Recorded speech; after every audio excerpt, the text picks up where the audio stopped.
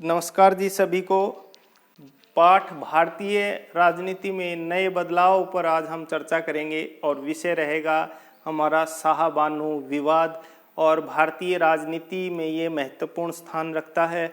और हम ये भी चर्चा करेंगे कि कैसे देश की सर्वोच्च अदालत के द्वारा दिया गया एक महत्वपूर्ण फैसला कैसे संसद ने या सरकार ने वोट बैंक की खातिर उसको बदल दिया गया। और भारतीय राजनीति के गलियारों में इस फैसले का बहुत लंबे समय तक चर्चा की गई। तो इसी पर आज हम चर्चा करेंगे। जो महत्वपूर्ण विषय है शाहबानो विवाद। तो 1985 में शाहबानो, जो कि एक 62 वर्षीय महिला, 5 बच्चों की मां थी और साथ में मुस्लिम धर्म से संबंधित थी, 1985 में सुप्रीम कोर्ट में उन्होंने अपने पति से गुजारा भत्ता हासिल करने के लिए याचिका दायर की हुई थी।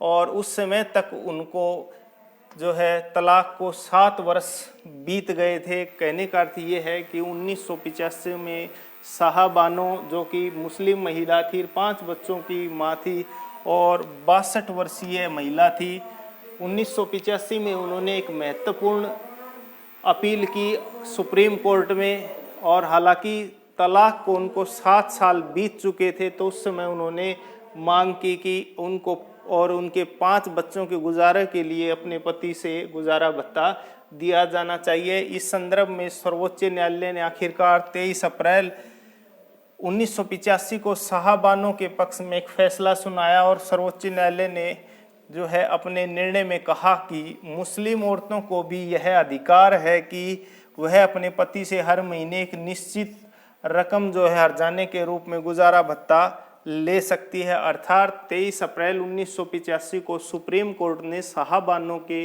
पक्ष में फैसला सुनाया कि जैसे नियम संविधान में कानून है कि जो भी महिला जो तलाक लेती है अपने पति से, तो गुजारे के रूप में एक निश्चित रकम भत्ता वो प्राप्त कर सकती है। न्यायालय के अनुसार ऐसे मामले में जो भी कानून हैं वो सब पर लागू होते हैं, वो चाहे किसी भी धर्म से संबंधित क्यों न हो।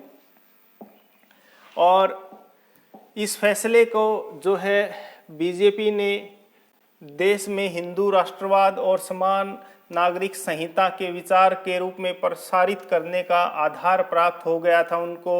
और सर्वोच्च न्यायालय ने यह भी कहा था कि हालांकि कुरान की जो आयतें हैं उन आयतों में 241 और 242 में यह लिखा है कि मुस्लिम पति अपनी जो है तलाकशुदा पत्नी को मेहर के अलावा जो है लंबे समय, मेहर का मतलब ये है कि जो गिफ्ट वगैरह या जो उनको दहेज जो मिला है उनके अलावा लंबे समय तक गुजारा भत्ता देने के लिए बाध्य नहीं है। और वो जो है ऑल इंडिया जो पर्सन लॉ बोर्ड है, जो कि 1983 में गठित किया गया था, उसके अनुसार केवल 40 दिनों तक ही गुजारा भत्ता प्राप्त कर सकती है। कहने का अर्थ ये है कि सुप्रीम कोर्ट ने ये भी कहा कि 241 और आयत जो कुरान की आयतें हैं 241 और 242, उनके अनुसार जो है मुस्लिम महिलाएं केवल 40 दिन तक ही मुस्लिम पर्सनल लॉ बोर्ड के अनुसार और आयतों के अनुसार जो है केवल 40 दिनों तक ही गुजारा भत्ता प्राप्त कर सकती है। लेकिन भारतीय संविधान में जो नियम कानून हैं उनके अनुसार चाहे वो किसी भी धर्म की महिला हो, उनको भी जो है एक निश्चित हर्जाने के रूप में एक निश्चित राशि उनको प्रति माह दिया जाएगी। और उन्होंने भारतीय दंड संहिता एक्ट 125 के अनुसार जो है मुस्लिम पति को भी अपनी पत्नी का जो है जीवन यापन के लिए एक वाजिब मासिक रकम देनी होगी, अर्थात प्रति माह देना होगा। और न्यायालय की व्याख्या है कि इस धारा के अंतर्गत पत्नी का अर्थ जो है परित्यक्ता अर्थात पत्नी है। और इसने मुस्लिम महिलाओं को भी उसके दायरे से बाहर नहीं रखा जा सकता। अर्थात परित्यक्ता का मतलब जो पत्नी को त्याग दिया गया है, उसी आधार पर जो है मुस्लिम पर्सनल लॉ बोर्ड में जो भी मामले या जो भी व्याख्या की गई है वो इस प्रावधान में जो है जो लागू नहीं होंगी, उनको भारतीय संविधान के अनुसार ही आचरण करना होगा। और सर्वोच्च न्यायालय के इस फैसले पर जो है जागरूक महिलाएं, जो मुस्लिम महिलाएं थी और जो समाज सेवियों ने काफ़ी खुलकर स्वागत किया था। उन्होंने माना कि सुप्रीम कोर्ट ने एक अच्छा फैसला दिया गया है और समान आचार संहिता को उस समय बल मिला। समान आचार संहिता का मतलब ये होता है कि देश के संविधान में जो कानून है वो सभी धर्मों, सभी समुदायों पर, सभी प्रकार के, चाहे किसी भी क्षेत्र के हों, उन पर समान रूप से लागू हो गया। हालांकि कुछ कट्टरवादी जो भी मुस्लिम पर्सनल लॉ बोर्ड के ने जो लोग थे, उन्होंने माना कि भारतीय संविधान जो है मुस्लिम लॉ पर्सनल लॉ बोर्ड है उसके नियम कानून में वो हस्तक्षेप कर रहे हैं। तो उस समय के प्रधानमंत्री राजीव गांधी ने मुस्लिम वोट बैंक की राजनीति के चलते 1986 में एक संशोधन किया जिसको तलाक पर अधिकार संरक्षण बिल है, और इसको पास करके जो है सर्वोच्च न्यायालय के फैसले को निरस्त कर दिया।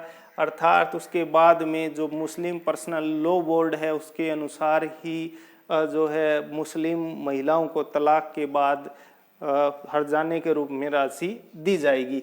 मुस्लिम महिलाओं को सशक्तिकरण के लिए वर्तमान में नरेंद्र मोदी जी ने 3 तलाक बिल जो संसद में पेश किया गया। 3 तलाक बिल 25 जुलाई 2018 को लोकसभा में और 30 जुलाई 2018 को राज्यसभा में पास करवा दिया गया। आखिरकार 19 सितंबर 2018 को राष्ट्रपति के हस्ताक्षर के बाद इसको पूर्ण रूप से लागू कर दिया गया। तो ये महत्वपूर्ण विषय था। हालांकि इसमें प्रावधान जो किया गया है 3 तलाक बिल में, जिसका पढ़ी लिखी जो मुस्लिम महिलाएं हैं उन्होंने काफ़ी सम्मान दिया है, काफ़ी समर्थन दिया है। इससे पहले मुस्लिम महिलाओं को केवल 3 बार मौखिक रूप से कहने के तलाक 3 बार कह दिया जाता था तो वो उनको तलाक मान लिया जाता था, या व्हाट्सएप से या कागज़ चिट्ठी पत्री के माध्यम से कह दिया जाता या वीडियो के द्वारा कह दिया जाता था। तो उस पर एक कानूनी रोक लग गई है, वो वैलिड नहीं होगा। अब देश में मुस्लिम महिलाओं को भी भारतीय संविधान के नियमों कानूनों के अनुसार जो है तलाक प्रोसेस करना होगा। और इसके लिए 3 तलाक बिल में जो प्रावधान है कि यह 3 तलाक जो है तुरंत लेना गैर कानूनी है, तलाक कानूनी प्रक्रिया से ही मान्य होगा। और तुरंत 3 तलाक का जो है तुरंत 3 तलाक पर जो है बिना वारंट गिरफ्तारी होगी।